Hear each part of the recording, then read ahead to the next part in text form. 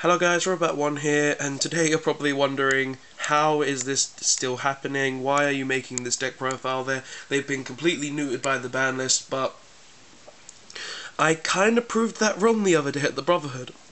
So the other day at the Brotherhood, they had a winner box tournament using the new list, the new Forbidden Unlimited list, and I entered with my own Dracopal build, using the new Forbidden Unlimited list in place, obviously, because I thought, why not try, because I couldn't get a deck in time, why not prove a point? And somehow I came third with it, and this deck is actually, it's not terrible. The deck's still very good. It's evolved again. First Pepe, then Dracopals, and now this, my own creation, Dracopal Magicians. So yeah, I find this deck to be really good. For you guys thinking, oh, well, you'll probably just had really easy matches. My matches were actually really competitive. It was a 6-round tournament. The matches were, I believe it was, I had first BA, then PK Fire. I won first BA, then won PK Fire, then Cosmo, won that. Didn't even have to make Ignis to game 1. Then another BA lost because he opened tons of counter traps against me. Then it was a mirror match for some reason. I don't know why there was a mirror match on table 2, but somehow happened. Then finally Greedo Kaiju's, which was on table 1, and it was actually a really good game against him. But sadly, I just drew warning every game and then just destroyed him with it. But yeah, I found this deck to be really good, even though it's been hit pretty badly by the ban list. The deck still is really good, and I can actually see this deck still being one of the top contenders. I'm even taking back my statement from the top 10 best decks. I can actually see this being the second best deck now, because it's still an amazing deck, and it just wrecks every deck of this format still. So I can't help but talk about it. So yeah, let's get on to the actual deck profile itself. So obviously we start off with free Pendulum Sorcerer. You have to play free Pendulum Sorcerer. He's your main guy of the deck. He helps you search out your Pot of Greed, your Joker, your Monkey Board, all your other Performer pals. He helps you search out all of those. You have to play 3 of him, so that's why he's up free. Next, 2 Yugioh, because I find 2 Yugioh to be the better option than just 1, because we have lost quite a few cards from the Forbidden Unlimited list, and Pot of Greeding every turn is really good for consistency. And going with that, we also play the 2 Lizard Draw to go with the 2 Yugioh. Being able to Pot of Greed, of course, is one of the best things about this deck, because just being able to go activate Yugioh or activate Lizard Draw, draw 2, can be actually really good, and because I did that quite a bit, I actually won a lot of my games, which was very good for the deck. And it actually helped me win games really much, because being able to draw those extra cards really did help with the consistency. And also because of the draws, I actually was able to thin out my deck so much and just get to my trapped spells, anything I needed, really easily. So yeah, 2 Lizard Draw, 2 Yugioh was really the better option for me of the day. 1 Skull Crobat Joker, because it actually searches out your entire deck, except for the Draco engines, obviously. But other than that, it actually searches out practically your entire deck, which I find to be really good. 1 Silver Claw. Used to be playing 2 Silver Claw, but now I'm playing 1 because of the nerf. I really needed to make space for the other engine, so I put this down to 1, and even though it went to 1, I still won the games with it because of it was at 1, and it's really good. Just being able to search it off this, then make it as a scale so the monsters can have attack, really did help the game, because I actually won a duel because of it, and it really did help. And 1 Monkey Board for the last card of the Performer Power engine, because Monkey Board literally searches out all your Performer powers and just really helps your game state. And the only match I actually lost was because of this card, because I opened up a really awkward hand in the game, and it was like I opened game 1 against the round 4 BA. It was Monkey Board, Oath Dragon, another monster, and 2 trap cards, and I had to use this, so I used this effect, searched the Joker. He, to memory, veiled the Joker, and then just stopped me from being able to play, so I wasn't able to carry on, and then I just had to set up a scale or something, and with this in the scale, I really couldn't play, so I just lost from there on. Also because of all the counter traps he drew. So yeah, that's all the Performer Power engine. So now on to the Magician engine. We played 3 Pit, because it's a high scale. You really do need the high scales in this deck. Plus, because it's effect that it's an every turn MST when there's another Magician, it really does help. I didn't really search it out much on the day, but when I did have it, it did come in handy being a high scale. 2 Oath Dragon. Actually did not resolve the recycle effect from Grave today. I did resolve the effect where this was in scale and you have the pit, then you just discard to destroy like MST, but I didn't resolve its summon effect, so I really wanted to be able to do that, but I really didn't. But it was still a really good card regardless. Being a low scale, so you're able to summon your level 3s out like Lizard Draw, really did help the deck. 2 Pulse Dragon. Obviously, now that we've obviously in this build where you're playing a rank 4 based deck, you're obviously going to want to play at least 2 of this, because it's the level 4 Magician, it's an Earth monster, so you're able to make cards like Net Beast with it. And because of its an 18 beat stick, it can actually be very useful. Also, because being able to search this out really did help me throughout the day, and it would have been really good. Also, because it's a spellcaster, that means I have like 6 spellcast targets now, so I can actually play the card Trapeze Magician if I want to, and it actually would help if I summoned it. I believe I won a game because I summoned it as well. I can't remember what game. And the last card for the Magician engine, 1 Wisdom Eye Magician, because Wisdom Eye Magician works with the Performer Powers as well, so just being able to have a Performer Power scale, switch this out for, say, a low scale or a high scale, really did help me throughout the day, and it's just a really good thing. Plus, it's a high scale in its own right, so if you run out of pits in the deck, you can just use this effect, you can just keep this in the scale as well. So yeah, that's the Magician engine part of the deck. And now onto the Draco engine, because it's Dracopal Magicians after all, so we have to talk about the Draco engine as well. So in the Draco engine, we're playing 2 Master Pendulum because we lost face-offs. There's no point in playing more than 2. I mainly ended up siding out one of these with 1 Pit and a 1 Pendulum Core as well. So yeah, I really did like the 2 of it though, because it really does help, and just being able to make stuff like Dinister and stuff with it really can be useful. 2 Vector, obviously same reason as Master, lost Draco face-offs, no point in playing more than 2, so yeah.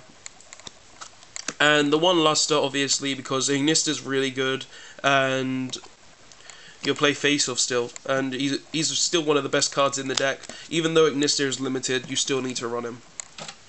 So yeah, that's all of the engines really. Next it's just the free Max C, because hand traps, because of this deck has lost so much, you really do need to run Max C at the max, because going up against a deck like BA, Cosmo, stuff like that, just being able to activate this card and get additional draws, you could probably, I would say against Burning Abyss, you could get a max draw count of, say, Burning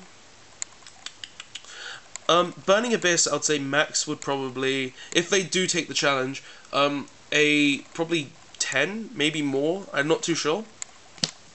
But if they just want to play it safe, you're almost guaranteed like 3 draws, because they're going to want to make their Beatrice, and they're going to want to play hard. So yeah, free Max C is actually really good because they're going to have to do that. And against Cosmo, if they try to do other things, then this card can come in handy as well, purely because drawing cards, and I'll say the max draws you can probably get out of Cosmos is like 2.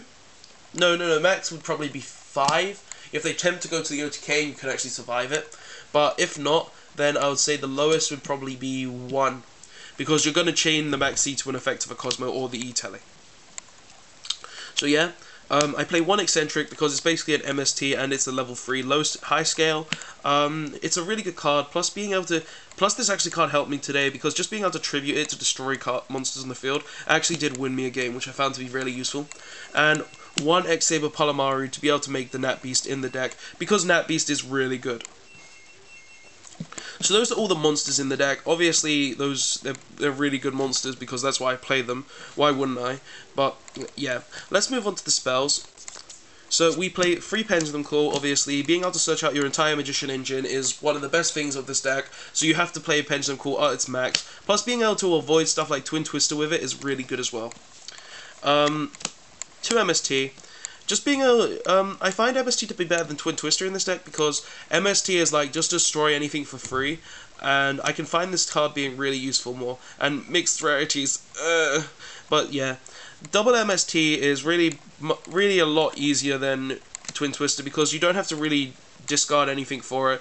And you don't really lose anything for using the MST because you're mainly getting because your opponent's probably going to have max like 2 back row times in this format.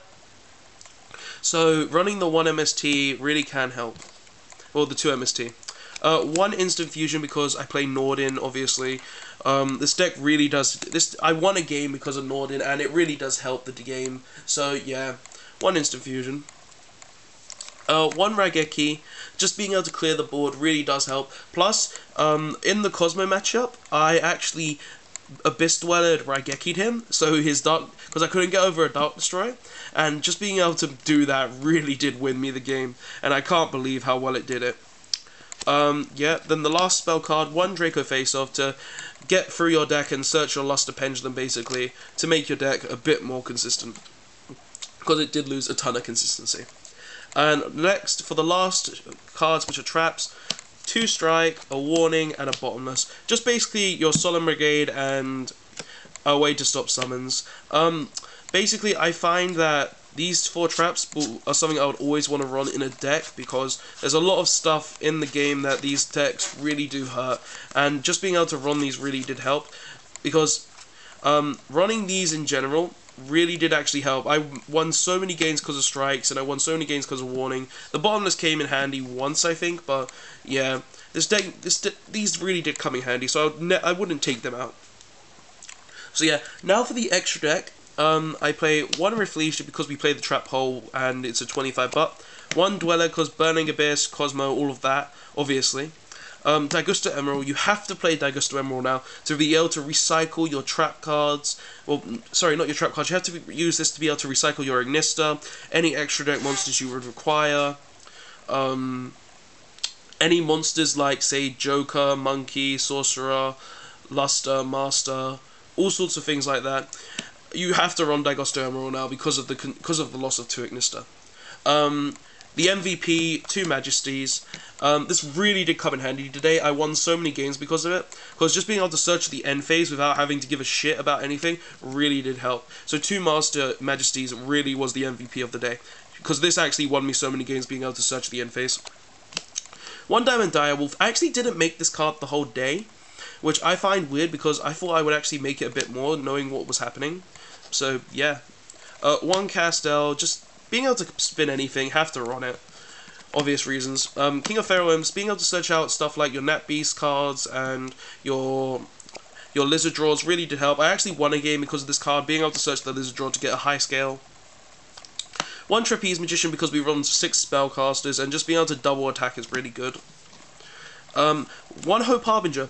Actually made this day. It actually really did come in handy because being able to make this really actually did win me a game, and it's a 3k beat stick that also got me over a Virgil and just won me the game after that. So really good card, really great card to use. 1 Naturia Beast.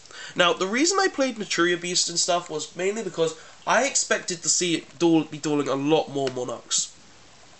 Because when you think about it, with all the Dracopal hits, you would think people wouldn't have enough time to actually put together another deck. So I was thinking, why not put in Nat Beast for the amount of Monarchs I would see? So I actually ended up putting this in, and I actually won a game against it. I won the Dracopal Mirror game too because of it, and it just really did help. And the guy couldn't do anything, and I just won after that. So that's the reason I was able to win that match. And yeah, but mainly in all my games, I did side out the Palamaru a lot because making it against BA PK Fire was really not that good at all. So yeah, 1 Ignista for obvious reasons. Now he's at 1. You have to play him if you can. He's just a great card. 1 Elder Entity Nordin because Run Instant Fusion, make rank 4s, fun times, and 2 Dynista because he's still really good. You use him to make your Hope Harbinger, so you really do need him. That's it for the extra deck. Let's move on to the side deck. So I played 2 Flying Sea because Burning Abyss, it can work against Dracopals now, all of that. 1 MST because 3rd MST is always really good. 1 Soul Drain. Now, you're probably thinking, why Soul Drain? Well, Soul Drain actually works against BA, it works against BA, Cosmo, not Monarchs against some of it, BA, Cosmo, Mermails even, and it's just a good side deck against most of the decks in the meta, so I thought I would side this card to make it actually a really good card. It's my own tech, and I thought, why not, because it actually really does help. It actually won me the BA game. Just being able to activate this and stop Beatrice's and Dante's really did help.